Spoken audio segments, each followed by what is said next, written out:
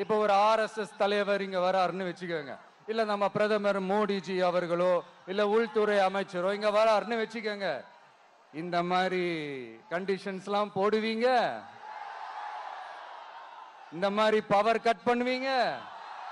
பஸ்ஸுக்குள்ளேயே இருக்கணுமா? பஸ்ஸை விட்டு வெளியில வரக்கூடாதா? கையை இவ்வளவுதான் தூக்கணுமா? இப்படியே வரணுமா? என்ன செஞ்சிருவீங்க? மேக்சிமம் கொள்கைய சும்மா பேருக்கு மட்டும் வச்சுக்கிட்டு குடும்பத்தை வச்சு கொள்ளையடிக்கிற உங்களுக்கே இவ்வளவு இருந்தா நான் அவங்கள பார்க்க கூடாது, அவங்களோட பேசக்கூடாது, அவங்க குறைகளை கேட்க கூடாது, அவங்களுக்காக குரல் கொடுக்க கூடாது? என்னதான் சார் உங்க எண்ணம்? நான் உங்களோட பேசக்கூடாதா? உங்க குறைகளை நான் கேட்க கூடாதா? உங்களுக்காக நான் குரல் கொடுக்க கூடாதா? இப்படி நமக்கு தடையா போடுறாங்களே, இந்த திமுக அரசு மறுபடியும் ஆட்சிக்கு வரணுமா?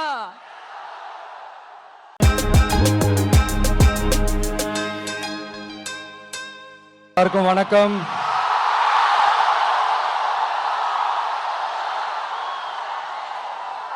எல்லாரும் எப்படி இருக்கீங்க? சாப்பிட்டீங்களா?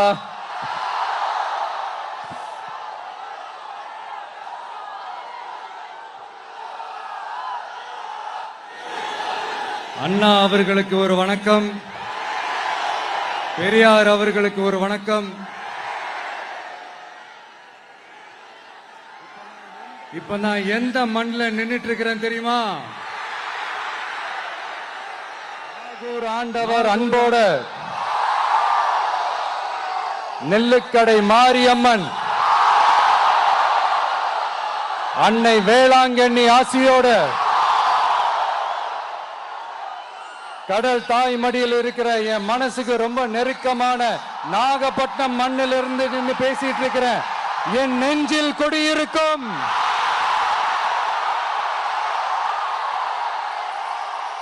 உங்கள் அனைவருக்கும் என்னைக்குமே ஒரு மீனவ நண்பனா இருக்கிற இந்த விஜயோட அன்பு வணக்கங்கள். இந்த கப்பல் இருந்து வந்து இறங்குற இந்த பொருட்களை எல்லாம் விற்கிறதுக்காக அந்த காலத்துல அந்தி கடையெல்லாம் நாகப்பட்டினத்துல இருக்கும்னு கேள்விப்பட்டிருக்கிறேன். மீன் பிடிக்கிற தொழில், மற்ற தொழில்கள், இந்த விவசாயம், எந்த பக்கம் திரும்பினாலும் எப்படி பார்த்தாலும் உழைக்கிற மக்கள் இருக்கிற ஊர் தான் நம்ம நாகப்பட்டினம் ஊர். மத வேறுபாடே இல்லாத, அனைவருக்கும் பிடித்து போன, மத சார்பின்மைக்கு எடுத்துக்காட்டாக வாழ்ற உங்கள் அனைவருக்கும் மீண்டும் என்னுடைய சிரம் தாழ்ந்த ஸ்பெஷல் வணக்கங்கள். இந்த தமிழ்நாட்டில் இந்த மீன் ஏற்றுமதியில 2வது இடத்துல இருக்கிறது நம்ம நாகப்பட்டினம் ஹார்பர் தான். ஆனா அங்க நவீன வசதிகளோட இந்த மீன் பதப்படுத்துற இந்த மாடர்ன் தொழிற்சாலைகள்லாம் இல்லை. அது மட்டும் இல்ல, இந்த அடிப்படை வசதிகள் கொண்ட இந்த வீடுகள்லாம் இல்லாம ரொம்ப அதிகமா இந்த குடிசை பகுதிகள் இருக்கிற ஊரும் நம்ம நாகப்பட்டினம் ஊரு தான்.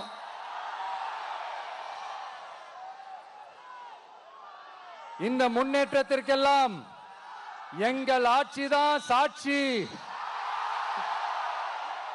அப்படி இப்படின்ட்டு இந்த அடுக்குமொழியில பேசி பேசி அது நம்ம கேட்டு கேட்டு காதுல இருந்து ரத்தம் வந்ததான் மிச்சம். இவங்க ஆண்டது பத்தாதா? இப்படி தவிக்கிறாங்களே நம்ம மக்கள், அது பத்தாதா?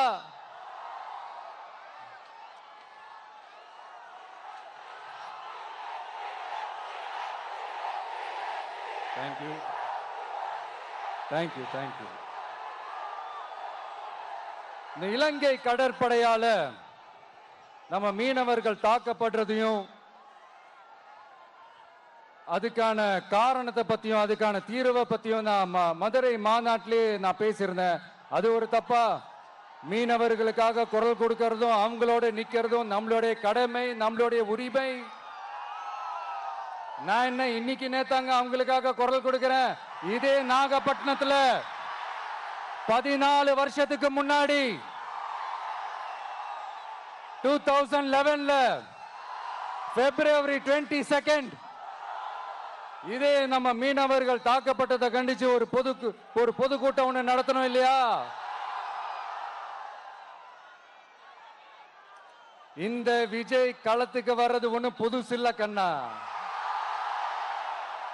எப்போ எப்போ எப்போ வந்தாச்சு. என்ன ஒண்ணு, முன்னாடிலாம் விஜய் மக்கள் இயக்கம் என்ற அந்த இயக்கமா நிற்போம். இப்ப தமிழக வெற்றி கழகம் என்ற அந்த ஒரு அரசியல் இயக்கமா நிக்கிறோம். அவ்வளவுதான் வித்தியாசம். அன்னைக்கும் சரி, இன்னைக்கும் சரி, இனிமேலும் சரி, மக்களுக்காக மக்களோட நிக்கிறது தான். இது புரிய வேண்டியவங்களுக்கு புரிஞ்சா சரி.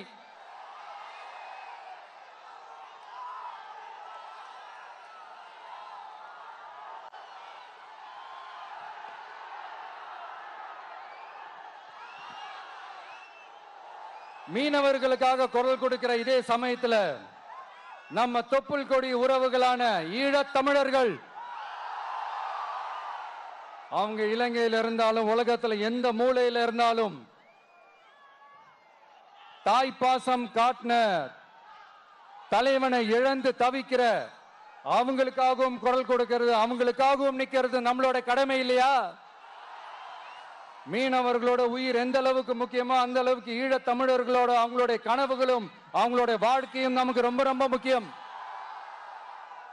நம்ம மீனவர்கள் படுற இந்த கஷ்டத்தை எல்லாம் பார்த்து ஒரு பெருசா ஒரு கடிதம் ஒண்ணு எழுதிட்டு அதுக்கப்புறம் கப்சிப்னு சைலண்டா போறதுக்கு நாம ஒண்ணு இந்த கபட நாடக திமுக அரசும் கிடையாது.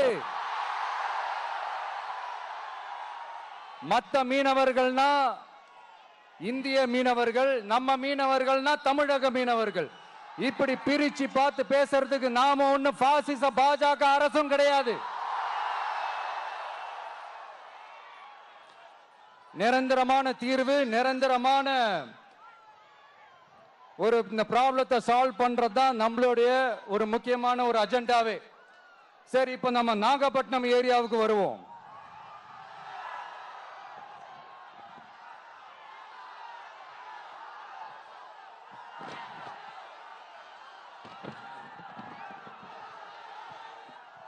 இங்க இருக்கிற மண் வளத்தை பாதிக்கிற இறால் பண்ணைகளை முறைப்படுத்தணும்.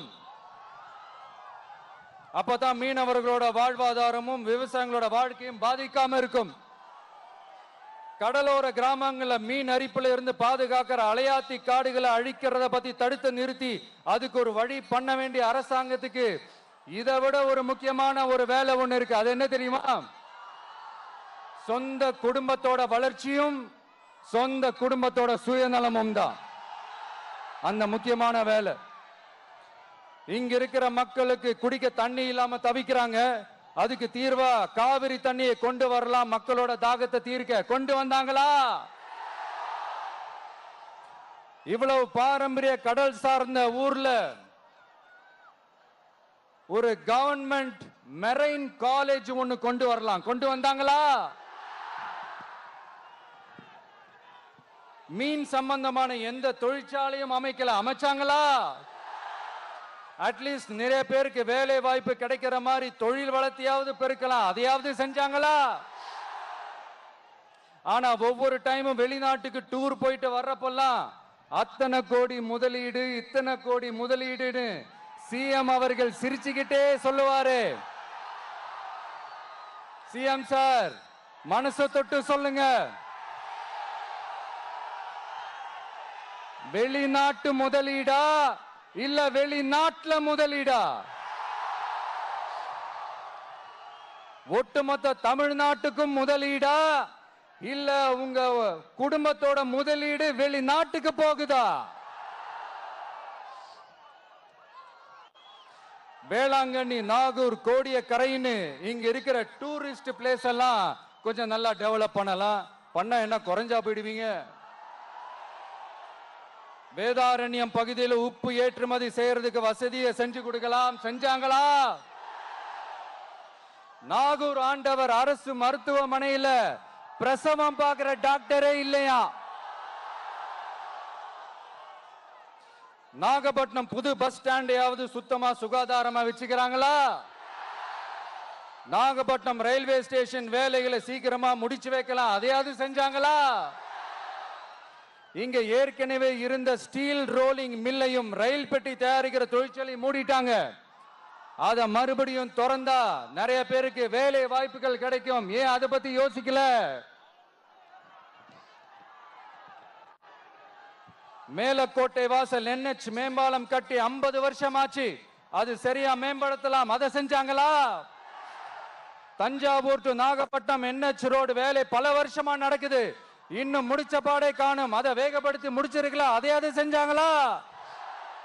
ரொம்ப முக்கியமா நெல்லு மூட்டையெல்லாம் மழை காலத்துல வெள்ளத்துல நனைஞ்சு நம்ம விவசாயிங்க எவ்வளவு வேதனைப்படுறாங்க.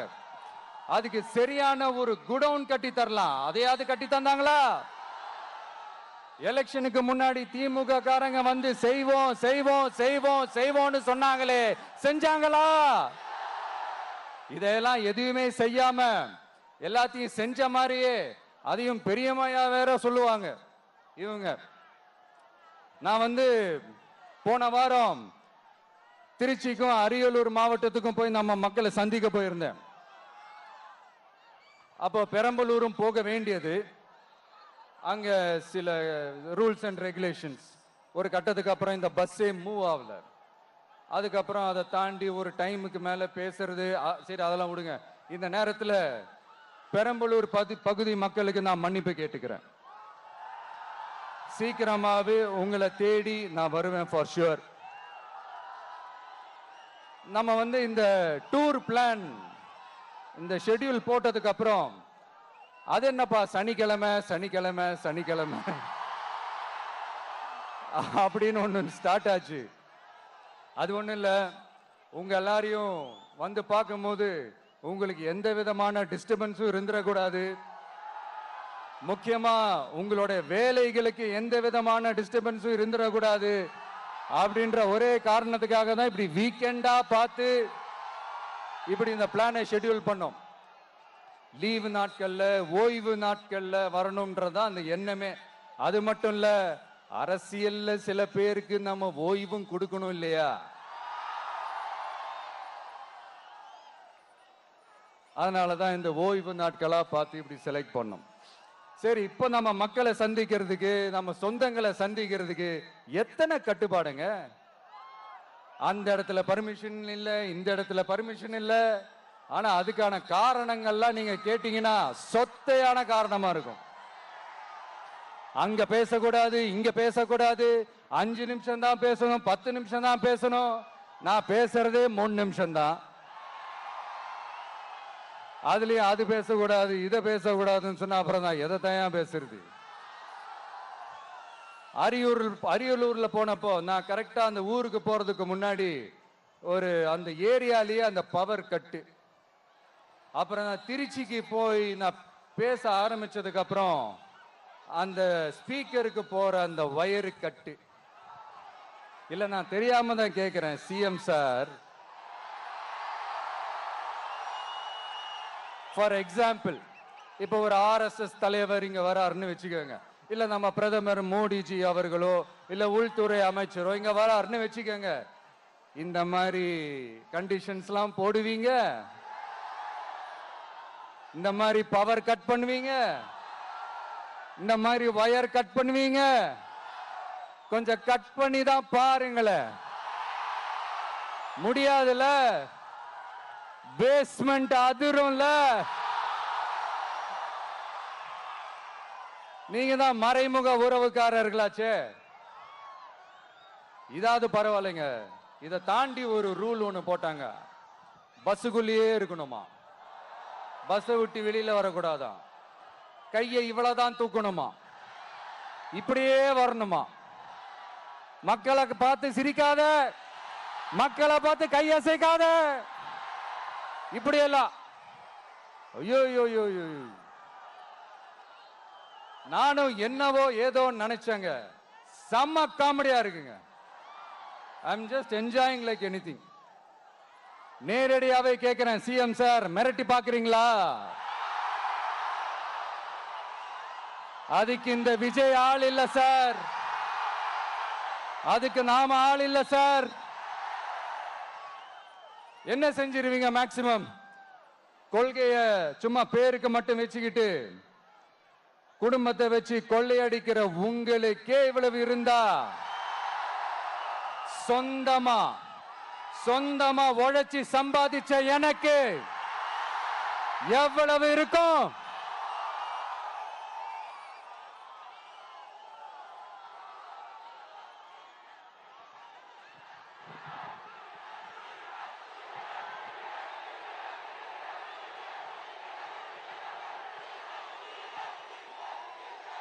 தேங்க்யூ நண்பா. என்ன நாங்க பெருசா கேட்டுவிட்டோம்? மக்கள் நிம்மதியா ஃப்ரீயா நின்று பார்க்கறதுக்கு ஒரு இடம், அதை நாங்க தேர்வு செஞ்சு அதுக்கு பர்மிஷன் கேட்கிறோம். ஆனா நீங்க என்ன பண்றீங்க? அந்த இடத்தையெல்லாம் விட்டுட்டு நெருக்கடியோட, மக்கள் நெருக்கடியோட எங்கெல்லாம் நிப்பாங்களோ அந்த இடமா பார்த்து செலக்ட் பண்ணி தெரியுங்க. உங்க எண்ணம் தான் என்ன சார்? நான் அவங்கள பார்க்க கூடாது, அவங்களோட பேசக்கூடாது, அவங்க குறைகளை கேட்க கூடாது, அவங்களுக்காக குரல் கொடுக்க கூடாது, என்னதான் சார் உங்க எண்ணம்? சரிங்க சார், ஒரு அரசியல் தலைவன் அப்படின்றதெல்லாம் மறந்துருங்க. ஒரு சாதாரண ஒரு தமிழ்நாட்டு மண்ணோட ஒரு மகனா, ஒரு நம்ம தமிழ் மக்களுடைய ஒரு சொந்தக்காரனா, என் மக்களை, என் குடும்பத்தை, என் சொந்தங்களை நான் பார்க்க போனா என்ன பண்ணுவீங்க? அப்பவும் தடை போடுவீங்களா? வேணாம் சார். இந்த அடுக்குமுறை, இந்த அராஜக அரசியல்லாம் வேணாம் சார். நாம ஒண்ணு இங்க தனியால் இல்லைங்க சார், மாபெரும் மக்கள் சக்தியோட பிரதிநிதிங்க சார், மாபெரும் பெண்கள் சக்தியோட சகோதரன் சார், மாபெரும் இளைஞர் இயக்கமா இருக்கிறோம் சார். மறுபடியும் சொல்றேன், 2026 ரெண்டு பேருக்கு நடுவுல தான் போட்டியே. ஒண்ணு இன்னொன்னு,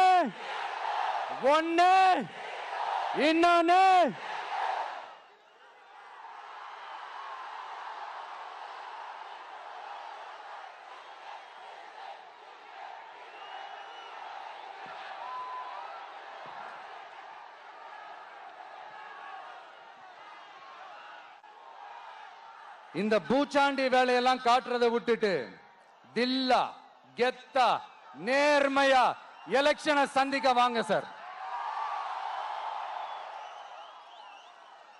பார்த்துடலாம் சார். கொள்கையை பேருக்கு மட்டும் வச்சுக்கிட்டு குடும்பத்தை வச்சு தமிழ்நாட்டை கொள்ளையடிக்கிற நீங்களா, இல்ல தமிழ்நாட்டில் இருக்கிற ஒவ்வொரு வீட்டுக்குள்ளேயும் ஒருத்தனா இருக்கிற நானா, இந்த விஜயா? பார்த்துடலாம் சார். இனிமேலும் இந்த தடைகள்லாம் போட்டீங்கன்னா நான் நேரடியா மக்கள்கிட்டயே பர்மிஷன் கேட்டுருவேன். மக்களே நீங்க சொல்லுங்க, நான் உங்களை பார்க்க வரக்கூடாதா? நான் உங்களோட பேசக்கூடாதா? உங்க குறைகளை நான் கேட்க கூடாதா? உங்களுக்காக நான் குரல் கொடுக்க கூடாதா? இப்படி நமக்கு தடையா போடுறாங்களே, இந்த திமுக அரசு மறுபடியும் ஆட்சிக்கு வரணுமா? உங்க நல்லதுக்காக நம்ம உங்க டிவிக்கு ஆட்சி அமையணுமா? சத்தமா கேட்டுச்சா மை டியர்? ஏன்பா, நான் தான் அப்பவே சொன்னல, அவருக்கு ஆசையா பாசமா கூப்பிட்டா பிடிக்க மாட்டேங்குது. ஏன்பா மறுபடியும்? கேட்டுச்சா சிஎம் சார்?